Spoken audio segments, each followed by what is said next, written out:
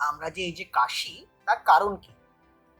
আমাদের গলা এবং গলা থেকে যে শ্বাসনালী এবং ফুসফুস আছে শ্বাস নেওয়ার জন্য, তাতে কোনো রকম অবস্ট্রাকশন, কোনো রকম বাধা যখন প্রাপ্ত হয়, সেটা কফের জন্য হতে পারে, সেটা ধোঁয়া থেকে হতে পারে, বা আপনার শ্বাসনালী বা ফুসফুস যদি কোনো কারণে ইনফেকশন থেকে ইনফ্লেমেটরি কন্ডিশন ডেভেলপ করে, তাহলে আমাদের শরীর চায় সেই যে অবস্ট্রাকশন, আপনার শ্বাস নেওয়ার জন্য যে বাধা প্রাপ্ত যে কারণ, সেটাকে শরীর থেকে বাইরে বার করার জন্য।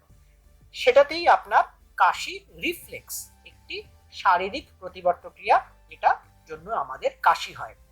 এটা ব্রেন থেকে চালিত হয়, যে কারণে আমাদের হাঁচি বা আমাদের হাই ওঠে, সেরকম ভাবেই কাফ বা কাশি একটি রিফ্লেক্স, যেটা শরীর চায় আমাদের যে রেসপিরেটরি ট্র্যাক্ট বা নিঃশ্বাস প্রশ্বাস নেওয়ার জন্য যে যন্ত্র শরীরের মধ্যে আছে, সেটাকে পরিষ্কার রাখতে। এই কারণেই আমাদের শরীরে একটি নর্মাল প্রতিক্রিয়াতে কাশি হয়ে থাকে। কাশি হওয়ার কারণ কি কি? তাহলে আমরা জানলাম যে কাশি একটি নর্মাল রিফ্লেক্স। শরীর চায় শরীরকে সুস্থ রাখতে, শরীরের মধ্যে তার শ্বাসযন্ত্রে যদি কোনো বাধাপ্রাপ্ত কোনো বস্তু বা ধোঁয়া বা অ্যালার্জেন কিছু থাকে, তাকে বাইরে বার করার জন্যই বডির যে রিফ্লেক্স মেকানিজম, তাতে আমাদের কাশি হয়। তো আমাদের জানতে হবে যে কাশি হওয়ার কারণ কি কি।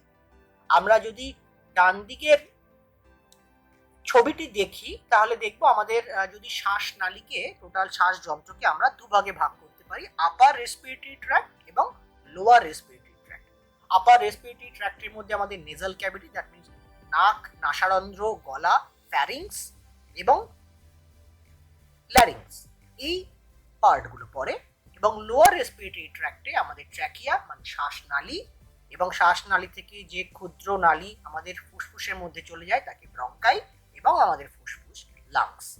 এই যে টোটাল আপার রেসপিরেটরি ট্র্যাক্ট এবং লোয়ার রেসপিরেটরি ট্র্যাক্ট আমাদের শ্বাস যন্ত্রে আছে, তাতে যদি কোনো রকম ভাবে কোনো বাধা প্রাপ্তি হয়, তাহলেই আমাদের কাশি হয়। কমন কজ কি কি? ঠান্ডা লাগা, কমন কোল্ড, ইনফ্লুয়েঞ্জা, ভাইরাল বা ব্যাকটেরিয়াল যদি ইনফেকশন হয়ে থাকে, তাহলে আপনার কাশি হতে পারে। Any upper respiratory tract infection, that might be any obstruction, কোনো রকম ধোঁয়াতে, সিগারেটের ধোঁয়া হতে পারে, বাইরের কোনো জ্বালানির ধোঁয়া হতে পারে, আপনার সোর থ্রোট হয়েছে, গলা ব্যথা, আপনার টনসিলাইটিস হয়েছে, আপনার ফ্যারিঞ্জাইটিস হয়েছে, হোরসেন্স অফ ভয়েস আছে, গলা স্বরভঙ্গ হয়েছে, ল্যারিঞ্জাইটিস হয়েছে, সেক্ষেত্রে আপনার কাশি হতে পারে। অ্যাডভান্স কন্ডিশনে কিছু লোয়ার রেসপিরেটরি ট্র্যাক্ট ইনফেকশন, মানে আপনার ট্র্যাকিয়াতে বা আপনার ফুসফুসে, শ্বাসনালী বা ফুসফুসে যদি কোনো ইনফেকশন বা ইনফ্লামেশন হয়ে থাকে, তাহলে আপনার কাশি হতে পারে।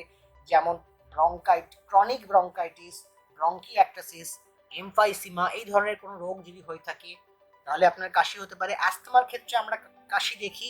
এবং কিছু অ্যাডভান্স প্যাথোলজিক্যাল কন্ডিশন, যেমন chronic obstructive pulmonary disease, cystic fibrosis, tuberculosis যদি হয়ে থাকে, নিউমোনিয়া হয়ে থাকে, তাহলেও কিন্তু কাশি হয়ে থাকে। তবে সাধারণত আমাদের দৈনন্দিন জীবনে কমন কোল্ড, ইনফ্লুয়েঞ্জা বা অ্যাকিউট আপার রেসপিরেটরি ট্র্যাক্ট ইনফেকশনের জন্যই আমরা কাশি দেখে থাকি। এবার কাশি আমাদের হলেই আমরা এই পোস্ট কোভিড কন্ডিশনে বা এই কোভিডের পরবর্তী সময়ে একটা ভয় থাকে, আমার কাশি হচ্ছে, তাহলে আমার অন্য কোনো রোগ হলো না তো? কাশি হচ্ছে, আমি কি করব? হঠাৎ করে ঠান্ডা লাগলো, কাশি অন্য কোনো কারণে বা কোভিডের জন্য হয়নি তো? আমাদেরকে তাই জানতে হবে যে কাশির বিভিন্ন প্রকারভেদ। কাশি সাধারণত ভাবে দু প্রকারের হয়, অ্যাকিউট কাফ এবং ক্রনিক কাফ। অ্যাকিউট কাফ মানে আপনার কাশি ঠান্ডা লেগেছে, যদি 1-2 সপ্তাহের মধ্যে সেটি সেরে দেয় বা 4 সপ্তাহের কম থাকে, তাহলে তাকে আমরা অ্যাকিউট কাফ বলবো। ক্রনিক কন্ডিশন তখনই ডেভেলপ করবে যদি আপনি 4 সপ্তাহেরও ধরে বেশি খুকখুকে কাশি কন্টিনিউয়াসলি এসে যাচ্ছেন, তাহলে তখন আমরা তাকে ক্রনিক কাফ বলি বা ক্রনিক কাশি বলি। সেক্ষেত্রে আমাদের ক্রনিক ব্রঙ্কাইটিস, এমফাইসিমা, আদার অ্যাডভান্স প্যাথোলজিক্যাল কন্ডিশন যেমন টিউবারকুলোসিস হতে পারে, নিউমোনিয়া হতে পারে, আপনি আপনার নিকটবর্তী ডাক্তারবাবুর সাথে ইমিডিয়েট যোগাযোগ করুন, হাসপাতালে যান। আপনার যদি 4 সপ্তাহের বেশি কাশি কন্টিনিউয়াস হয়ে থাকে, আপনি নিকটবর্তী ডাক্তারের সাথে কথা বলে পরামর্শ নিন। সাধারণতভাবে আমরা যদি কাশিকে বলি, এই 4 ধরনের কাশি আমরা দেখতে পাই। ড্রাই কাফ, নন প্রোডাক্টিভ, মানে আপনি কাশছেন কিন্তু আপনার কফ উঠছে না। ওয়েট কাফ, সেকেন্ড ধরনের হয় কি প্রোডাক্টিভ, আপনি কাশছেন এবং আপনার কফ বেরোচ্ছে। 3 নম্বর হচ্ছে বার্কিং কাফ। বার্কিং কাফ আমাদের হয়, আমরা অনেকেই রাস্তাঘাটে দেখি ঘং ঘঙে কাশি, কোনো লোকজন কাশছে বাসে ট্রামে, আপনার বাড়ির মধ্যে কোনো প্রতিবেশী দেখবেন একটা ঘং ঘং করে আওয়াজ হয়, তাকে আমরা বার্কিং কাফ বলি। এটা সাধারণত আপার রেসপিরেটরি ট্র্যাক্টের কোনো ইনফ্লামেটরি কন্ডিশন ডেভেলপ করলেই হয়ে থাকে। এবং শেষ সব থেকে গুরুত্বপূর্ণ প্যারাক্সিজমাল কাফ।